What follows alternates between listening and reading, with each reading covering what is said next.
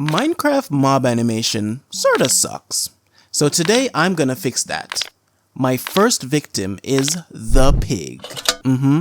I'm gonna be showing you guys how I reanimated this mob using Blender. I decided to do a walk cycle, a run cycle, and a leaping animation that I'll put together at the end of the video. For the first step, I started by blocking out my character, which was pretty simple because it's just default cubes being duplicated and reshaped, which gave me the iconic pig mob. I added some bones because the truth is, it's the only way to make your models move. It's not, but you know what I mean. And I had quite the time doing this, but it was moving in a way that I didn't like.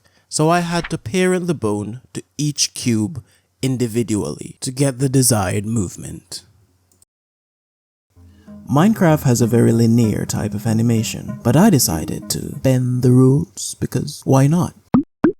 At this point, I needed to remind myself how animals moved, so I did a Google search.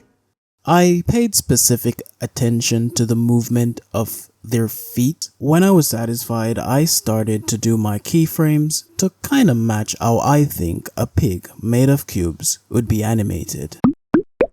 And I learned a lot from watching those animals, to a point where the keyframe wasn't even as hard as I thought it would be.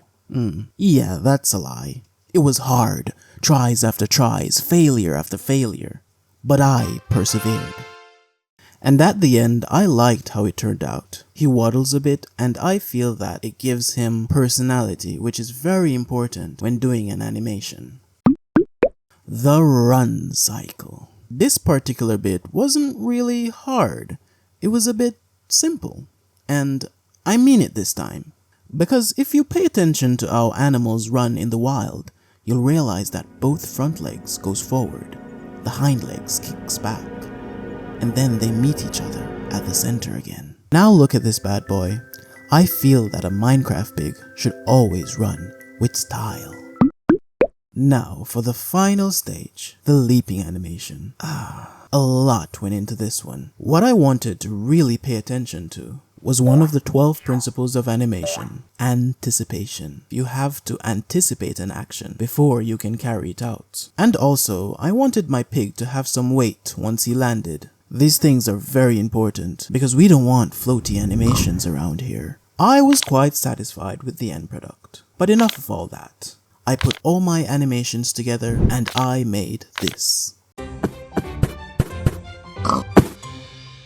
Hey, I just have to say that I love playing Minecraft, especially for a creative like me. It's a really great place to let loose and let your creative juice flow while building. But thank you for watching. Subscribe, and in the meantime, you've been great, and I've been LavaWig.